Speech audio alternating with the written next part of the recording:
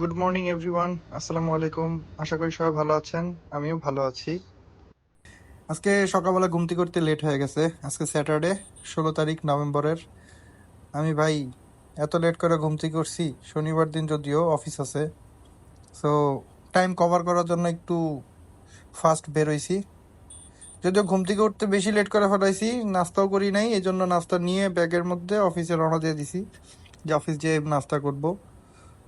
সকালবেলার পরিবেশটা একটু ঠান্ডা ঠান্ডা ছিল, তো রাইডিং জ্যাকেট পরে বেরিয়েছি। বসুন্ধরাতে বেরোয় 300 ফিটের রোডে উঠলাম। রোডটা একদম ফাঁকা লাগতেছিল, কিন্তু এই জায়গাতে একটা সমস্যা হচ্ছে, র্যান্ডম এখানে অ্যাক্সিডেন্ট হয়, প্রচুর মানুষ দৌড়াদৌড়ি করে।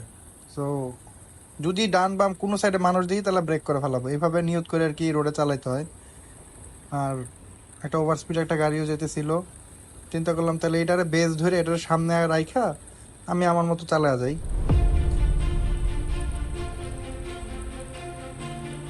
ভাই ও অনেক টানতেছিল, মোর দেন 150, 150ও পিক করছে মাস্ট, তারপর আবার স্লো করছে, হবে এরকম কিছু একটা।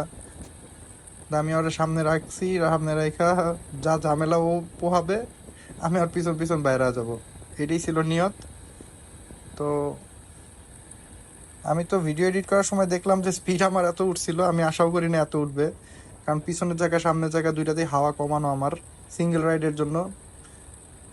আইডিয়াল হচ্ছে 30-32, বাট আমি রাখছি পেছনে 28, সামনে 25, সো 130 যে উঠবে এটাও আশা করি না আমি।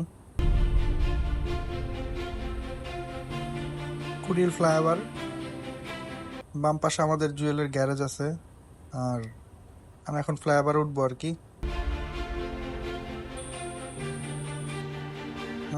গাড়িটা খুব অল্প জায়গা নিয়ে বাইরেতে পারছে। ভাই ফ্লাইওভার উপরে মাঝে মধ্যে উল্টা পাল্টা হুদায় জ্যাম হয়ে যায়।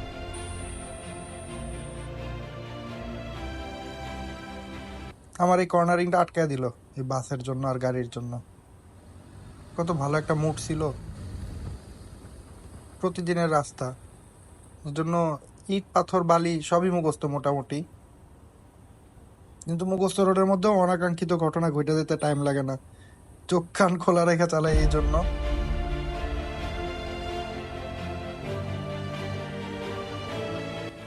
গ্যাপ ম্যানেজ করছি, হর্ন দিছি, এখন চলো।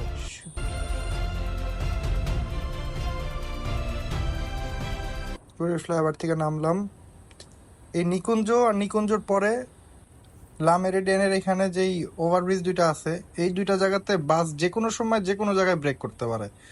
সো খুব খেয়াল করে চালানো লাগে এই জায়গাতে, যে বাসগুলা কখন কোন জায়গায় থামবে, এই আইডিয়া যদি না থাকে তাহলে এই রোডটাতে স্পিডিং করাটা মোটেও ঠিক না।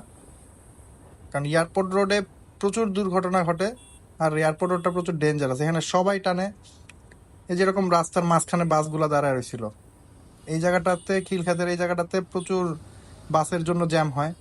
আর ঠিক এটার পরে আবার ওই লা মেরিডিয়ানের যেই ফুটওভারটা আছে, ওইটার আগে থেকে ফুটওভার পর্যন্ত ওই জায়গাটাও প্রচুর পরিমাণে বাস রাস্তার মাঝখানে ব্রেক করে। তো এই দুইটা স্পট যদি খেয়াল করে চালানো যায়, তারপরে টুকুতে আবার কিছুটা স্ট্রেচিং করা যায়, বাইক নিয়ে টানা যায়। এই এফজেড ভাইটাও খুব ভালো চালাইতেছিল, এসব উনিও অফিসেই যাইতেছে, লেট হয়ে গেছে তাই উনিও টানতেছে। তা আমি আমার মতো গ্যাপ নিয়ে নিয়ে বেরোনোর চেষ্টা করতেছি।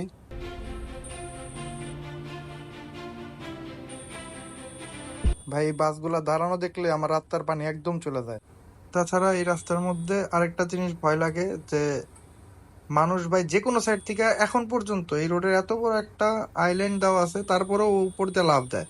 আর এই যে কভার ভ্যান মাইক্রো ধাপধুপ ব্রেক করে ফেলালো এখানে, যেটা এটা কোনো পার্কিং না, আর এটা কোনো সাব রোডও না, যে রাস্তা এলাকার রাস্তা আস্তে ধীরে ব্রেক করে রাইখা দিল সাইডে চাপায়া, যে গাড়ি যাইতে পারতেছে তো সমস্যা নাই। ভাই হাইওয়ে কেউ যদি ডান পাশে জায়গা না পায় বামে ঢুকায়, আর সামনে যদি গাড়ি এরকম আটকানো থাকে, যে কোনো সময় একটা বাজে দুর্ঘটনা ঘটে যেতে পারে। আর এই যে পাশে বললাম না যে রঙে আসে, যে সাইকেলটা ছিল সামনে দিয়ে দেখতেছি মোটরসাইকেল রঙে আসতেছে, বাই চান্স কেউ মাথাটা বাইর করলো, তার বাম পাশ দিয়ে যাইতে গেল আর একদম ফেস টু ফেস হইলো, এখানে দুইটা মানুষই স্পট ডেড হয়ে যাবে। ভাই নিজের ভুলের জন্য মানুষ অ্যাক্সিডেন্ট করায় না, অনুরোধ রইল। এলিভেটেড এক্সপ্রেসটা এই জায়গাতে নামলো, এয়ারপোর্টের সামনে। তো এখানেও বাম সাইড থেকেও গাড়ির মাঝে মধ্যে চাপ আসে। স্যাটারডে দেখে সকাল সকাল ট্রাফিক, রাস্তায় শুধু রানিং ট্রাফিক আছে, কোনো জায়গাতে জ্যাম পাই নাই, এই জন্য as fast as I can ride করতে পারতাছি। সকাল সকাল এরকম একটা খালি রোডের মতো যদি থাকতো আর একটু, তাহলে রাইড করে একটু মজা পেতাম।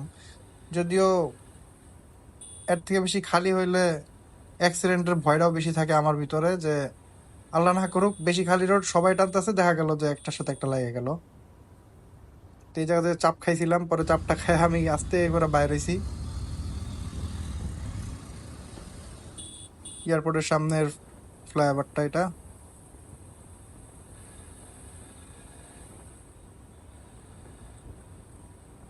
হেলে দুলে বেরোবো, তো হেলাইতে দিতেছে না, দুলতেও দিতেছে না, চিপা চুপা দিয়ে বেরোইতেছি। তাই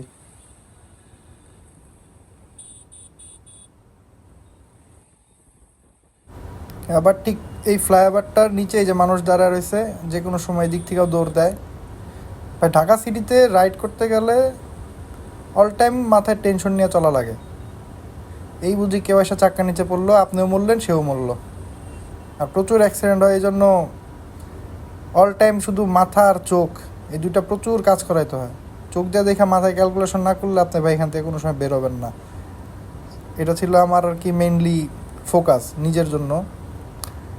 এখানে কিছু ড্রেনের জন্য যে গ্যাপগুলো আছে, এই ড্রেনের গ্যাপগুলো মারতেছি আমি,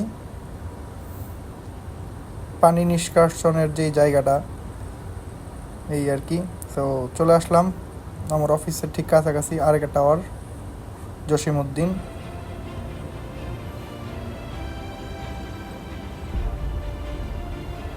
তো আমি চেষ্টা করছি যতটুকু তাড়াতাড়ি পারি আসতে safely.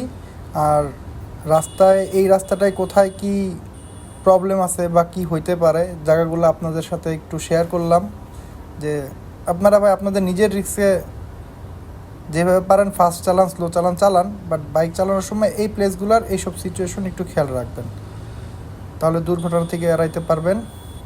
So thank you so much. এটা আমার একটা ডেইলি ব্লগের একটা অংশ ছিল। নেক্সট ভিডিও দেখার জন্য অনুরোধ রইল। চ্যানেলটি সাবস্ক্রাইব করবেন, লাইক করবেন, কমেন্ট করবেন, জানাবেন কেমন লাগলো। Thank you.